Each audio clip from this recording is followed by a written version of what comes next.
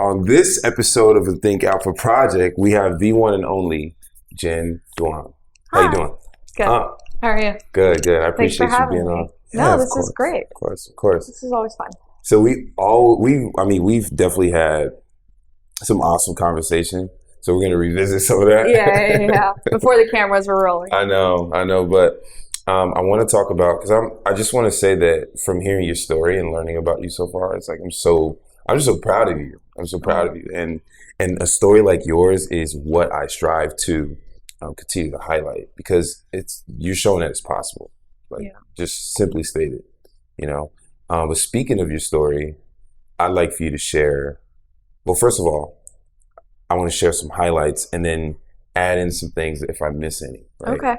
So you're currently the head of content and you said growth. Yep. For Good Today. Yes. And then Good Today is a nonprofit. Yes. Right. So we're a subscription-based nonprofit platform. Yeah. Guy Osiri is on our board of directors. He is the head of Maverick over at Live Nation. Oh, wow. And what Maverick is like Live Nation's talent management arm. So we have some clout behind us, but we're a subscription-based platform that allows everyone to be a philanthropist. And how it works is, you pay like $10 for Netflix a month. It's actually like $13. I looked it up. $13 to $15. Yeah, they hiked the prices up. Yeah, they hiked the prices up. You would pay $10 a month to be on Good Today. And what we do is we take $7.50 of that and allocate that for donations. And then $2.50 goes to our operating costs, because we have a couple people we need to pay, i.e. me, and like a few other employees. But what happens after you sign up is every day you get a newsletter in your email that allows you to donate 25 cents to a single charity. So you get two options, and it's a different cause. So like during the California wildfires, we featured that like 4 times throughout the course of, I think, 2 weeks. So it gives you a little bit of factual information about the California wildfires, a little blurb, an opportunity for you to learn more by clicking out to an external link. And then we highlight 2 charities that we vetted. So we can confidently say, like, hey, your money's just not going into the pockets of the people that work there. They're actually using this money to do really great work. And all you have to do is click donate. You either donate to charity A or charity B, or there's this third option where you can roll over your quarter and it go like, hey, this isn't really a cause that resonates with me. I'm going to save my quarter for tomorrow. And so all of a sudden you're doing good every day and donating to charity every day.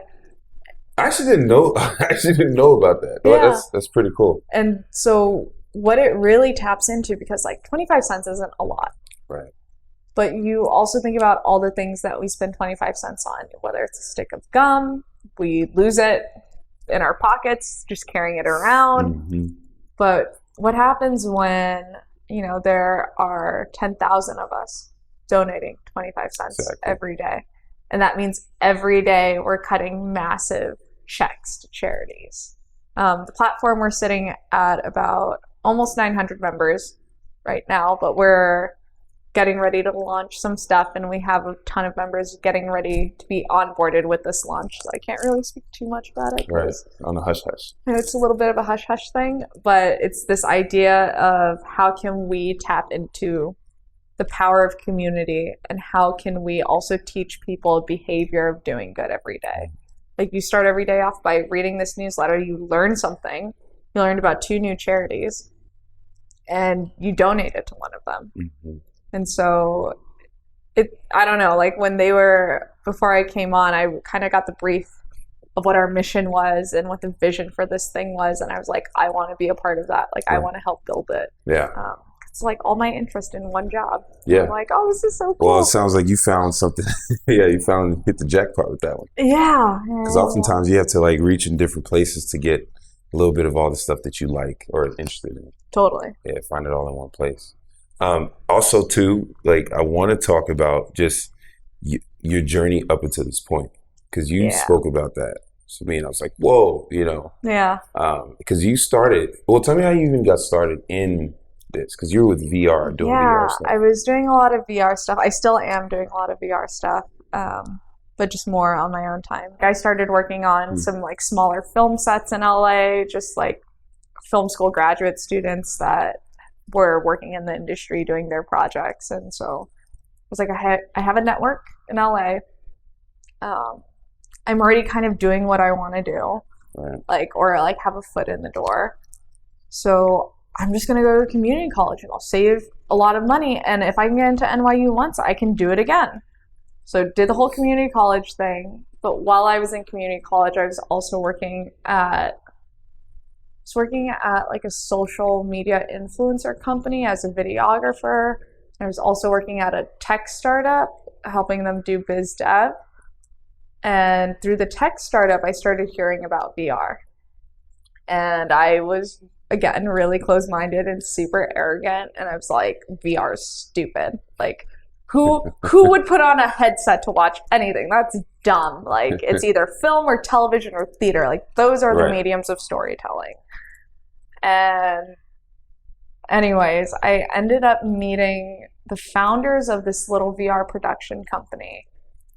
And they needed help one weekend. And I was like, okay, you know what? Like, people keep talking about this thing. I should go check it out. And so I helped them out at an event called VRLA, which was an expo. It was one of the early VRLA days when it was still in a hotel conference room. Mm-hmm. And I remember watching the piece that they were showing, and it was called Perspective. And it puts you in the perspective of the female and male perspective of what it's like to date rape someone or to be date raped. And this is virtual reality. Mm-hmm. Whoa. But like live action virtual reality. So it felt very real. Whoa. And that's crazy. It just really, that piece really spoke to me. And I was just like, I get it now. Like it was storytelling on a visceral level that I'd never experienced before. And so I kind of, dropped everything and went into VR, like literally did not tell my parents. I didn't apply to transfer anywhere because I was in a position where I was ready to transfer. Didn't sign up for classes the next semester. So when my mom's like, so what schools did you apply to transfer? I'm like, oh, funny story. I missed all the deadlines to do that. And then she's like, so are you taking classes next semester? I'm like, oh, funny story. Also missed the deadline to do that. And she was not. She wasn't having it. She was not happy. But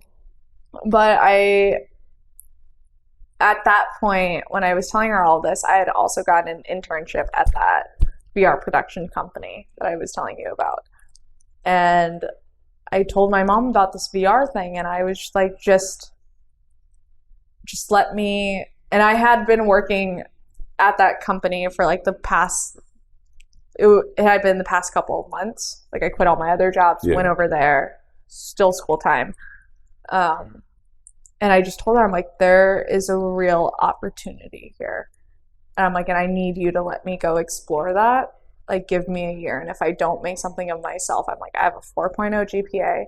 I will get into any university I apply to transfer to. I'm like, you can pick the programs. I'll go into business. I'll go into law. I'll do whatever you want. Just give me a year. And it was basically this ultimatum. And me telling my mom, who didn't go to college herself, I'm the oldest of three, who really wanted that for me. And you're the oldest, yeah. And so, I kind of hit her with a few double whammies. I was like, I'm going to go make movies. I'm going to drop out of community college. I'm gay. And she was just like, she's like, I swear to God, I think she's almost ready to strangle me. But it was this whole thing of, I'm like, Mom, I don't want to be 35 and look back at my life and look back at this specific point in time and wonder what if. And I'm like, if you don't let me do this, there's a good chance I will resent you for the rest of my life because I will feel like you stole an opportunity from me. And it won't be fair to either of us. And, she was like, okay, you have a year to figure it out. And I somehow figured it out within that year.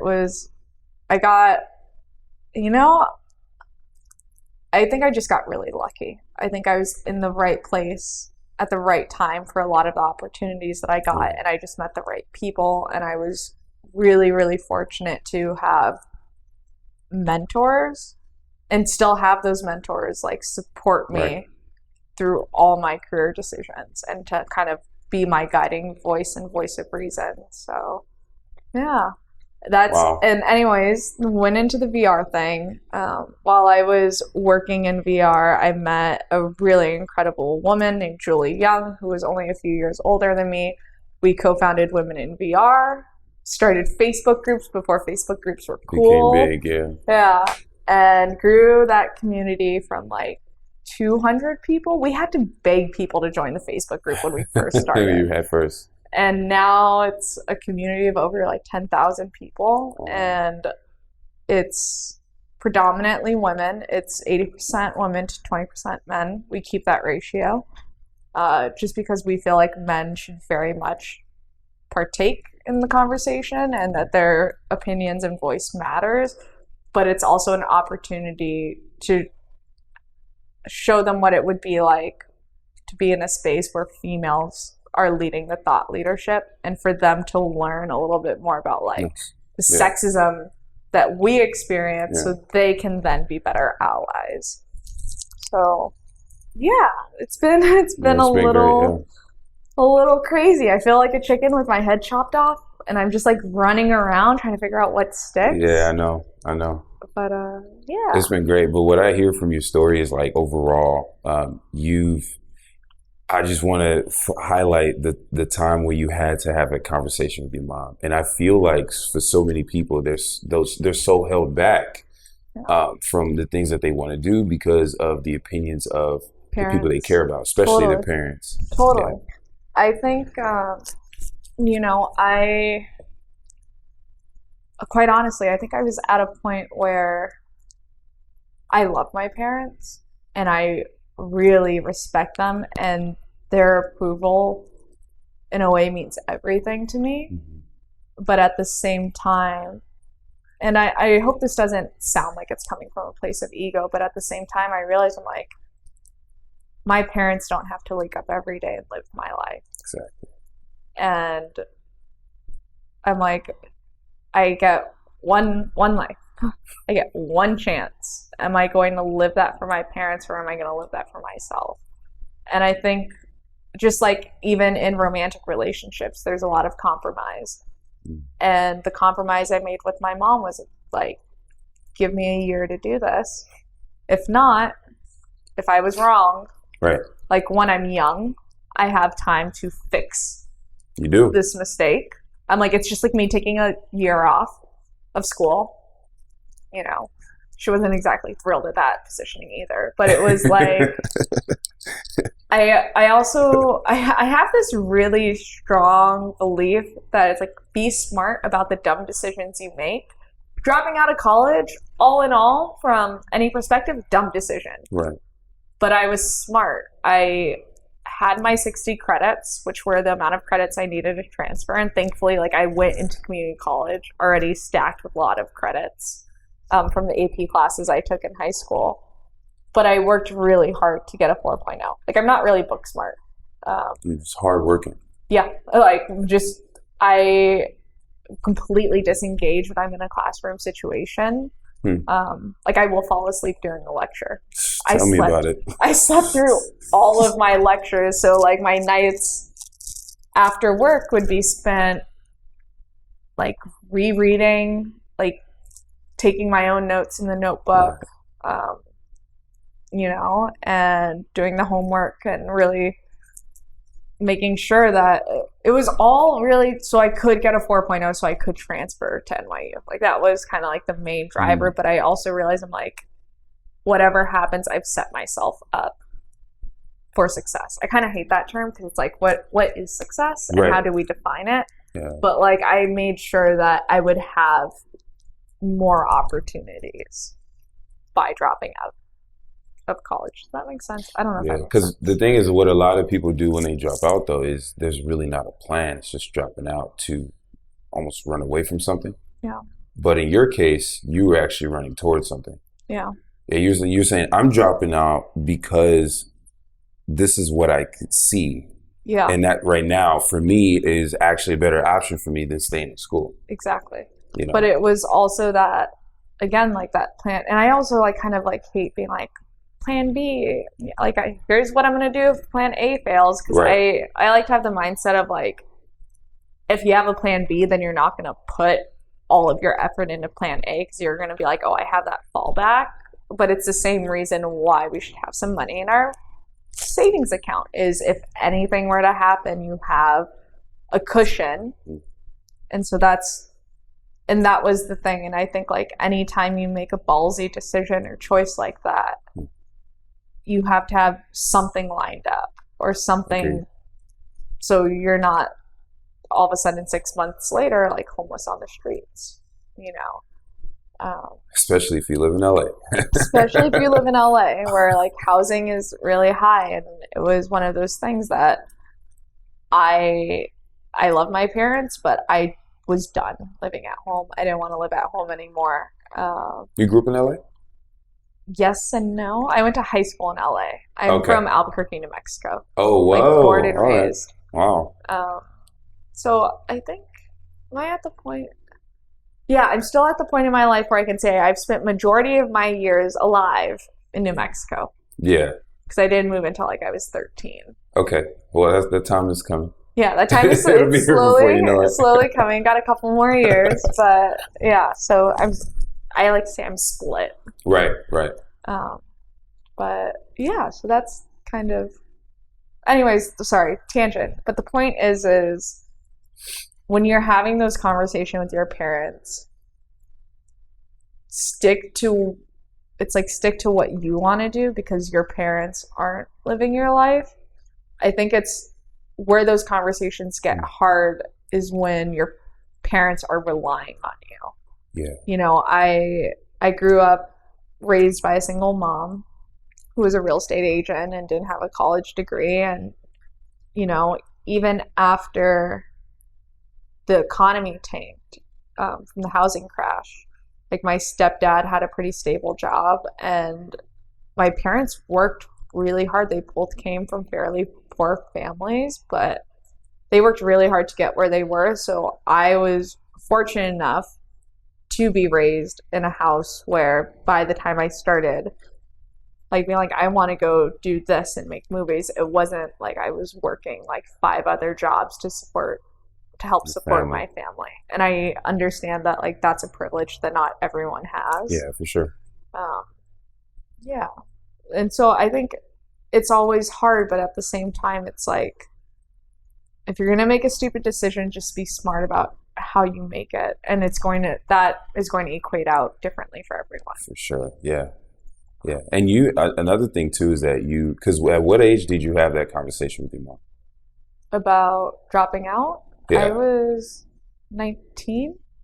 Right. Yeah. So I gotta say that's pretty bold, and I didn't have the courage to. I mean, I don't think I would have dropped out anyway. Yeah. Personally, given my situation, my situation is different than yours, right? Yeah. But I reached a point where I did nursing in college, got my bachelor's, got out of college, started working, but I realized that, damn, I don't want to do this. I don't exactly want, this is not what I want my life to be panned out to be in 5-10 years. Yeah. And I started in business and just kept doing that, fell in love with that. And to have that conversation with my parents was one of the hardest things that I've ever done. Yeah. Because I think you relate to that, where seeking approval from your parents is huge. Yeah. But I did it at age 23, 24. Yeah. And I tell folks all the time, like if you have it and you can do it, it's the younger you can put yourself in that position, the better. I think it's very cool that you did that at such a young age. Thanks. But you set yourself up too. Yeah. And looking back, I did the same thing. I had a nursing license and degree. At any given time, you could go be a nurse. I can do that. And get a job. Yeah. And be fine. Like no worries at all. Exactly. So it's in making that bold decision, I did make sure that I have a safety net. Yeah. More like this. So maybe not a plan B, more like a safety net. Exactly. It's kind of like if you go out drinking on a Friday night, you should probably eat food before you go out drinking. It's just like a precautionary, for sure. like, all right, I know I'm going to go do this, but like, let me make sure I'm prepared to do this. Right. Right. Yeah. No, that's awesome.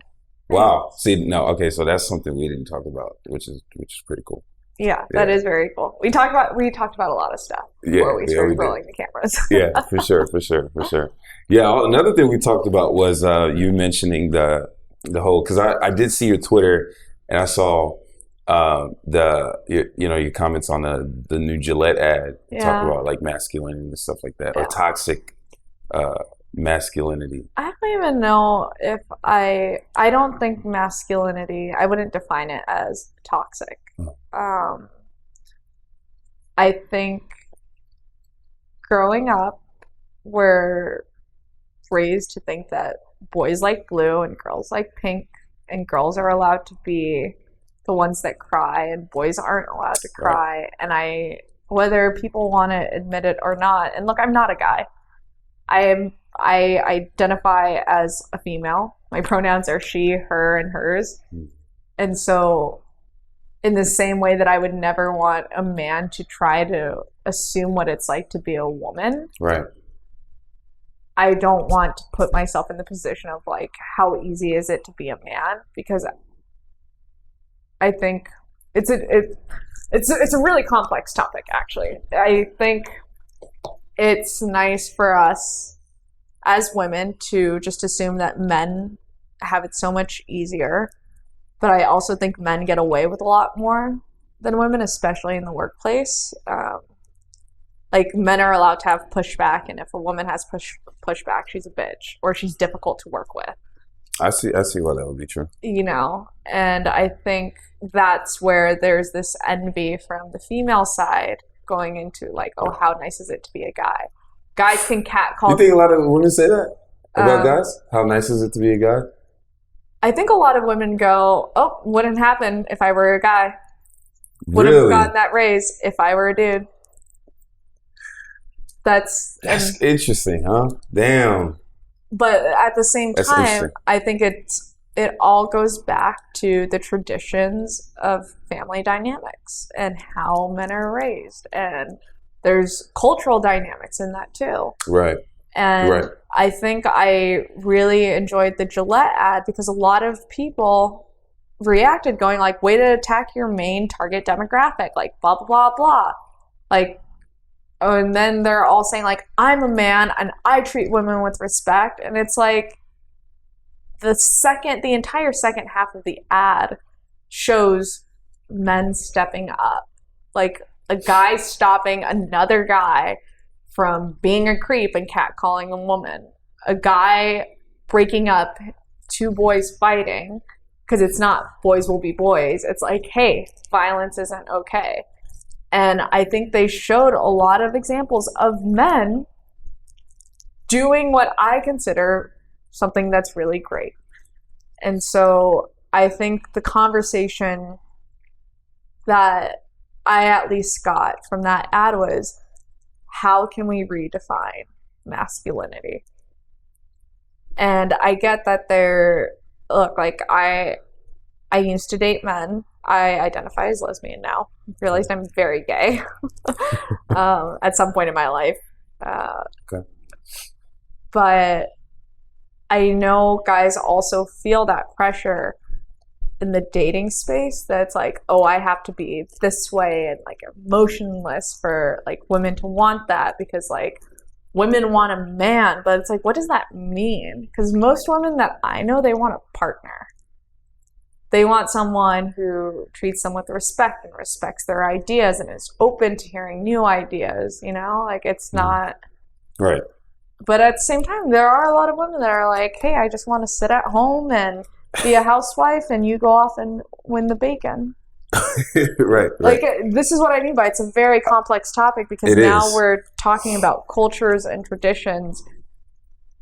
And quite frankly, like, I felt like anyone that had a knee-jerk, I'm super pissed, at the Gillette ad, I'm like, you are a part of the problem.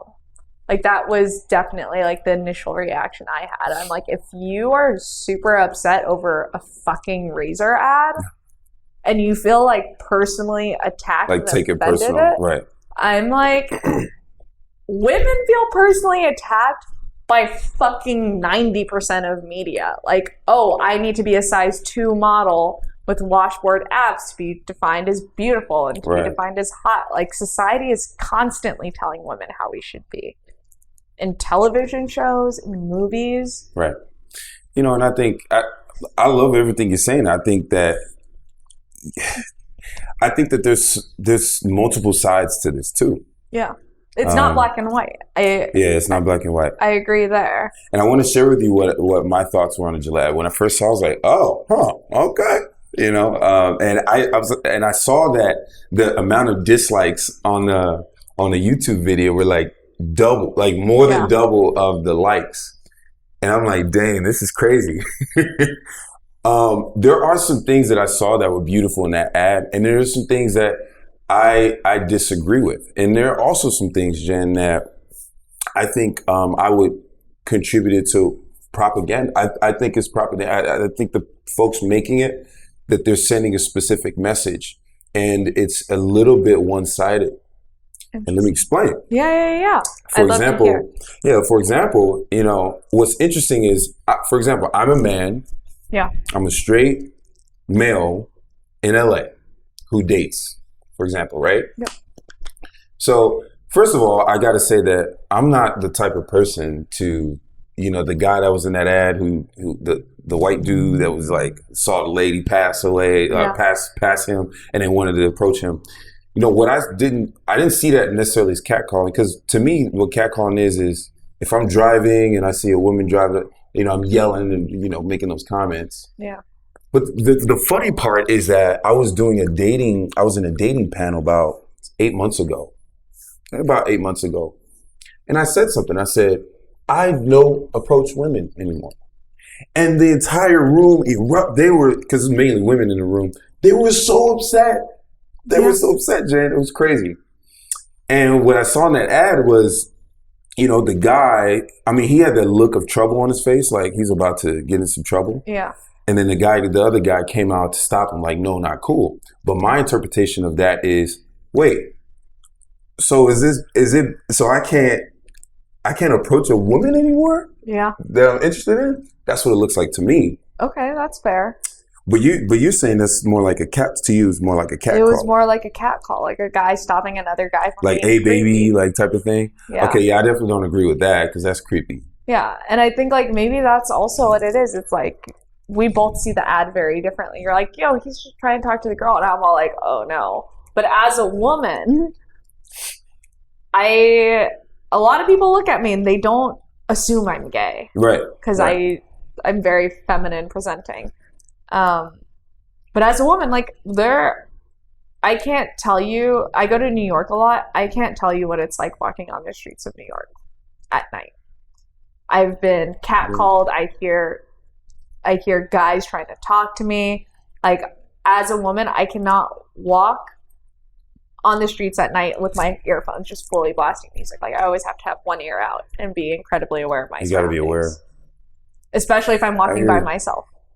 And so, like, and it happens during the day too. And it happens occasionally in LA. Like, there have been times where it's like I'm crossing the street to go to a bar and like I hear like a guy be like, hey, baby, what's up? And I'm just like, oh, fucking hell. Like, why? You know? Yeah, but Jen, let me ask you something. Do you know that women do that to men too? I'm sure they do. And it's wrong. And I think it's like, we talk about double standards a lot, right? Okay. Like, it's like, oh man, I may get crucified for this, but it's good. Controversial is good. It's good. Well, with the Me Too movement, are some of these allegations false? Yes. Right? Some have been proven to be false. Right. Does that mean all the allegations are without merit? No. Right. And if guys catcall women, does that mean women can catcall men? No, not cool. Like, it's one of those things that it's so, I feel like we need to have more conversations about like, well, women do this too, because it should be called out more. And I think it makes the conversation more about not trying to be a good woman or a good dude. It's just trying to be a good person and overall. treating everyone with respect. And then when I say, and I know, guys, I'm saying like, I'm using the male and female pronouns a lot, but even if you're gender binary or don't identify with he or she, like, it applies to you. It's just be a good person. Right. If you wouldn't want it, like, I know this sounds really silly, but I'm like, if you wouldn't want it done to yourself, don't do it to other people. For sure. And related back to the topic about Me Too and the false allegations, what, from a woman's perspective, and I'd love to hear your thoughts on this as a guy, because I know there are a lot of men that are just, they're like, I can't even fucking share my thoughts, because if I do, like, I'll be chastised or criticized publicly or on Facebook or anywhere where I share my thoughts. Yes. I feel like, are there women taking advantage of this movement? Yes. And those are the women who are making it really hard for us to progress forward. Yeah. Because now men, and really anyone, anytime an allegation goes out, they can point to these few cases of women just trying to take advantage and be like, something horrible happened to me. And it actually undermines the trauma that all these other women have gone through. It's like really not a cool fucking thing to do. Right.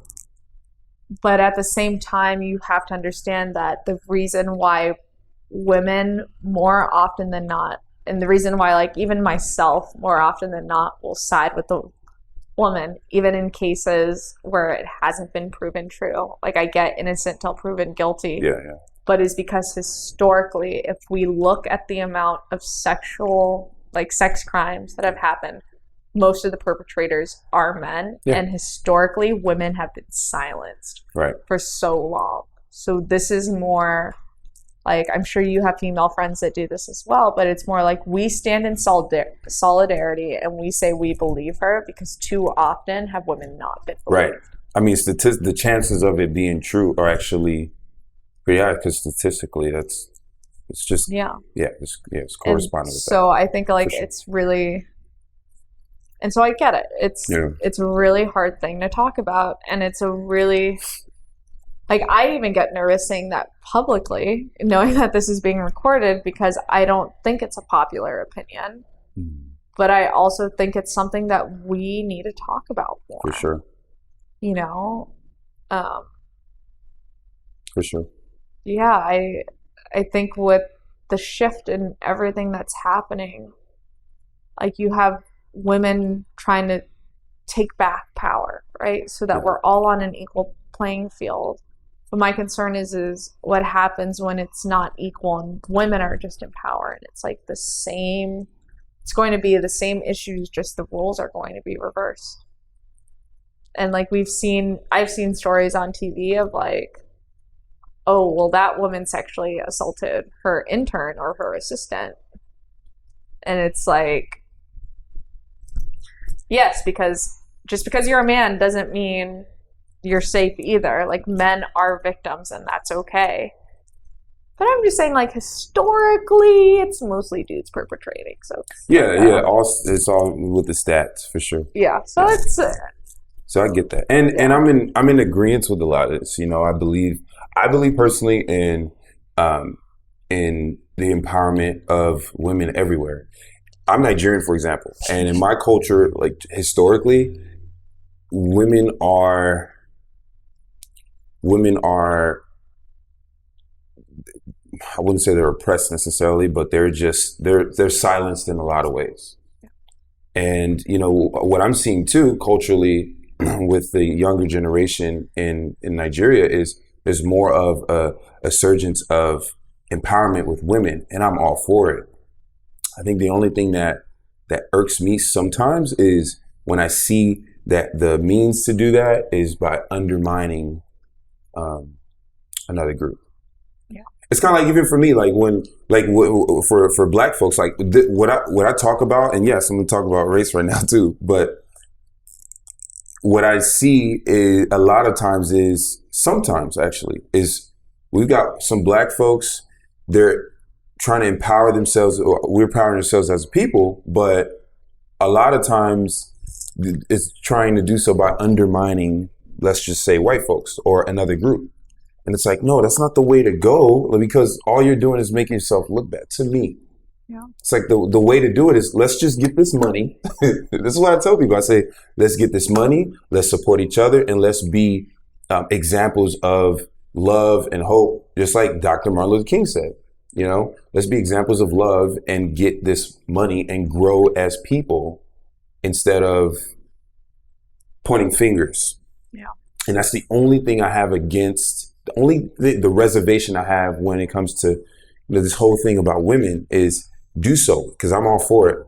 But when you start pointing fingers, it becomes less about empowering women and more about, dang, now I got to defend myself as a man because I feel attacked. Yeah. And that's my reason as a man why I can see why guys would be pissed at a video like that Gillette ad.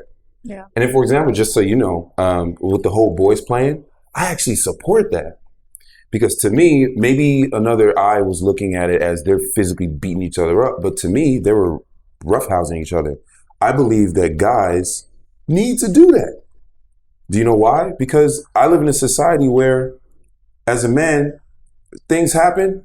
I need to know at the end of the day how to protect myself. And if I'm in a group with other people, or if I have, let's say, a girlfriend, and there's a physical threat, man, if I didn't grow up getting roughed up and roughing others up, how would I be able to protect myself? And how would my woman look at me, knowing that it's an unspoken expectation, like, hey, my man, are you going to physically protect me here? Yeah. Because at the end of the day, as much as people might vilify that, I was bullied in the 3rd grade. I'm glad I was bullied. I don't condone bullying, but I'm actually glad I was bullied, because now when I get out there, there's nothing that can touch me. Yeah. So there's like bad parts to it that I see, but it's like a lot of these bad things that happen, it makes a stronger man, and we need strong men in our society. Yeah. Well, I think it's like we need strong men that are like, how can we be better allies to women? Oh yeah, I like that. You know, like, and I'm not. I like that. Because being an ally doesn't make you weak.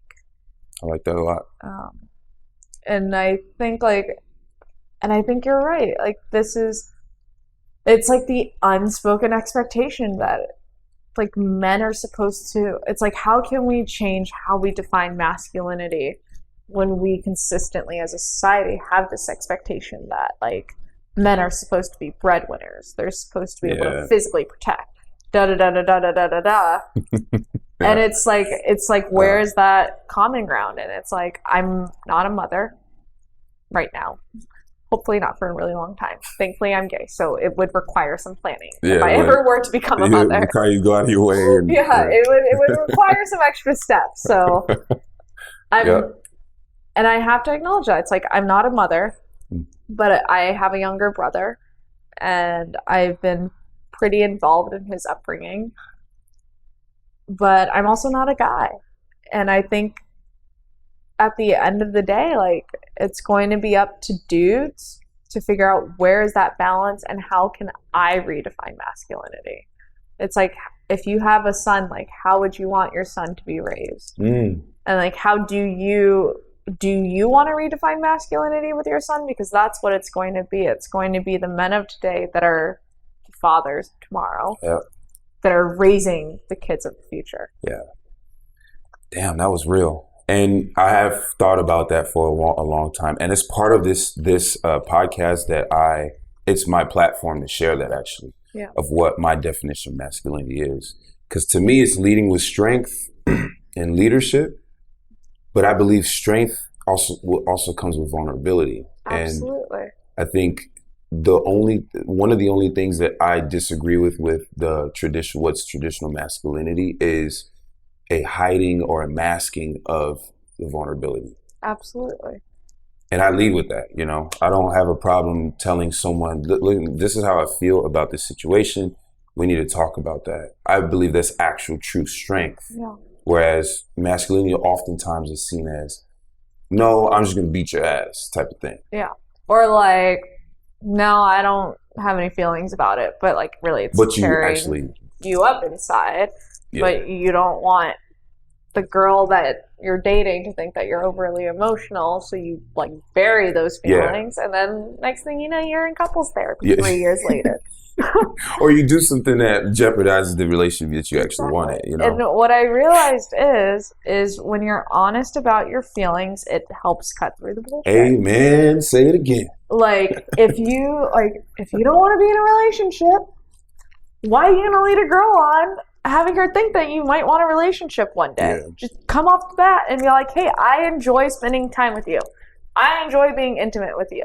I'm not looking for a relationship right now. Amen. Because then if she's like, me neither, great. Cool. There's no drama. You guys are on the same page. But if she's like, I want one, and she starts being crazy, you can just cut it off right there instead of like having to find out that. Yeah. And maybe she wasn't being crazy, but all of a sudden, Yeah. I'll be honest, that took me a while to learn. Like, it took till I hit 26 to be like, okay, from now on, I'm just going to be... And I'll be honest, a lot of guys, they do it for whatever reason. My reason back then was, I don't want to hurt her feelings, but ironically... You hurt her more. You hurt her more. Yeah. So it was more so about me. Like, listen, I'm just not trying to look, maybe I'm not trying to feel like I'm letting someone down or disappointing them. But then it ends up hurting her more. Totally. So I've learned that, dang, let me just be straight up and it be also okay saves with them. You time. Yeah. Yeah. And it saves them time because then they have the time they need to heal and you can go on to the next thing.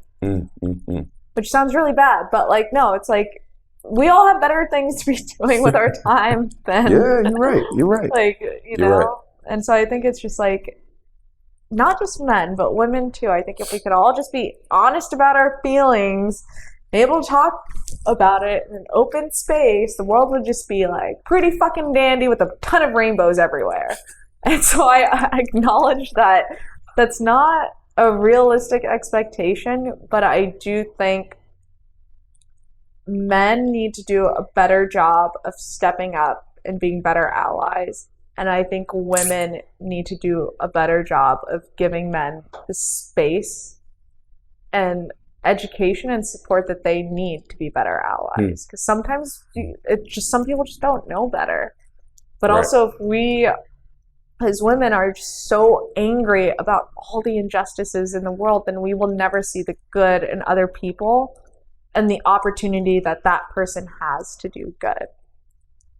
And so it's like we just need to kind of help lift each other up a little bit more. It should be more about that than anything else.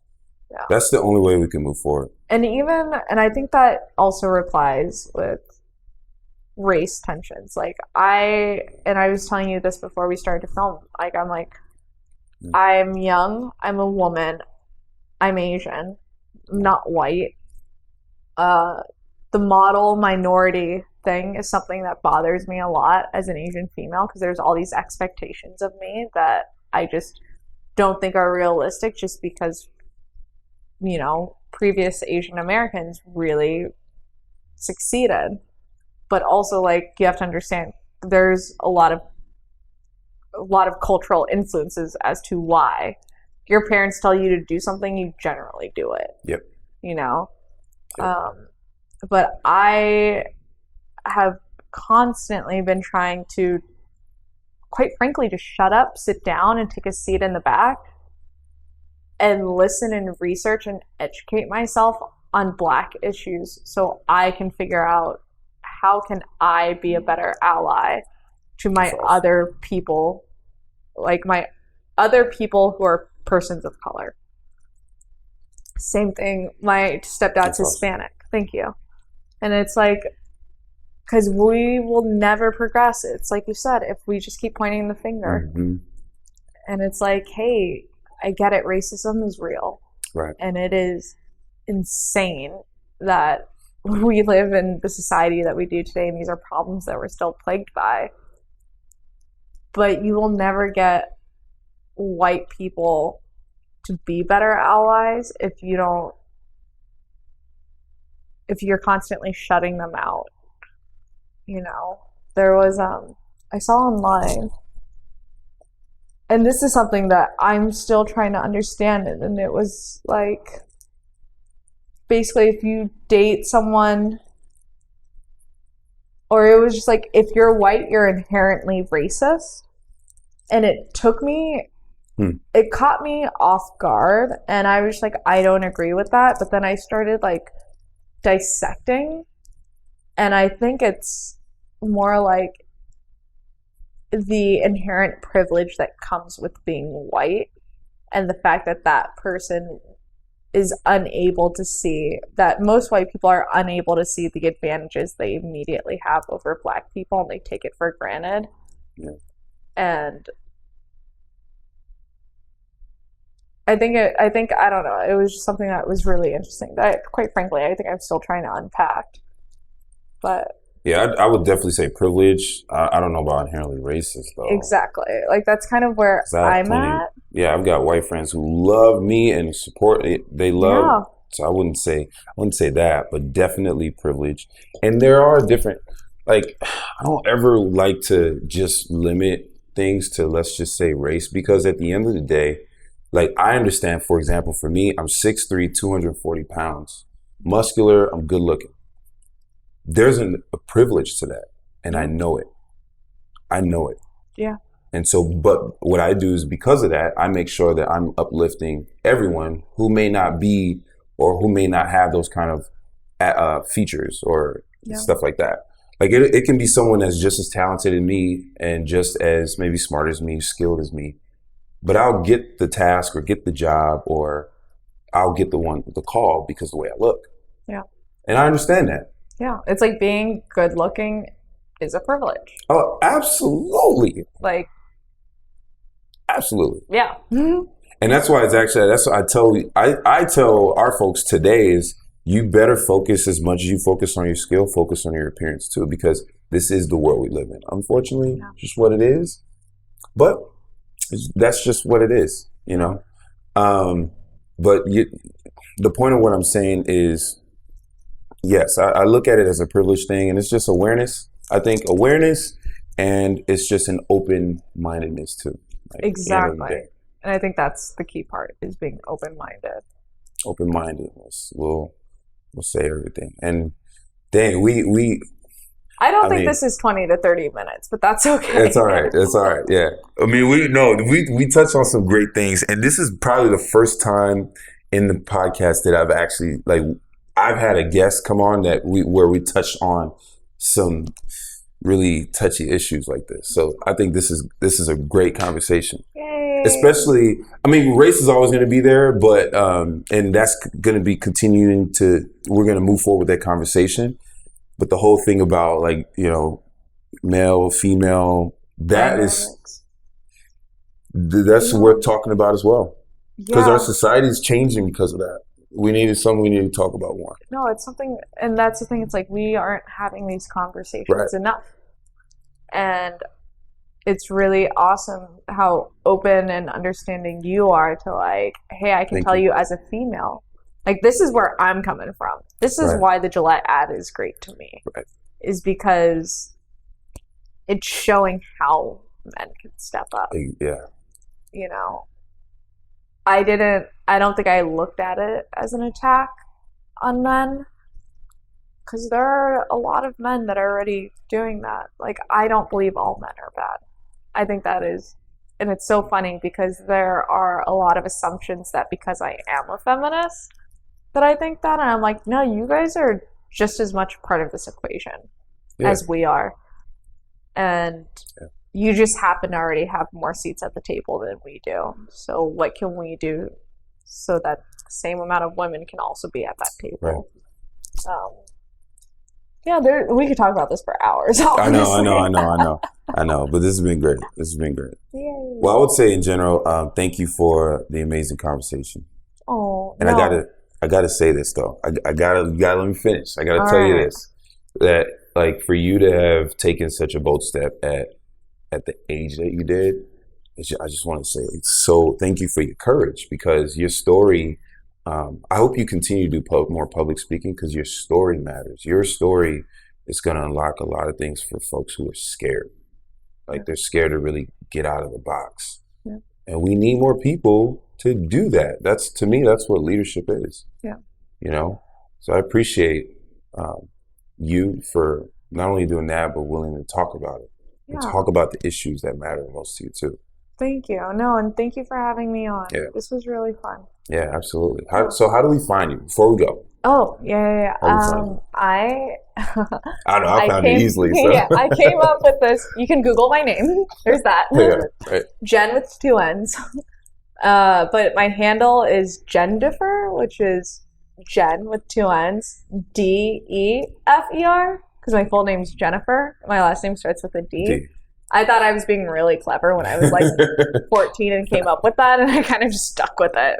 So, are you one of the ones who have the same username since you were a teenager? Yeah, pretty much. I have to change mine because I named it after a wrestler, so that's not good. Well, I used to have, this was the one that I stuck with like when I was almost an adult. Like this was the handle that I came up with for myself in high school. Okay. And stuck That's with cool. that. But like prior to that, man, it was like Gundam Wing 754. Like Gundam Wing 007. Yeah, I really liked anime as a kid. But I was like, you get some anime stuff going on. Yeah, I had some ridiculous usernames. So no, that's been the one that I've had since I was like 16. Pretty proud of it. Right. No, you did great though. Hey. Jennifer's good. So Jennifer on I know you're very active on Twitter.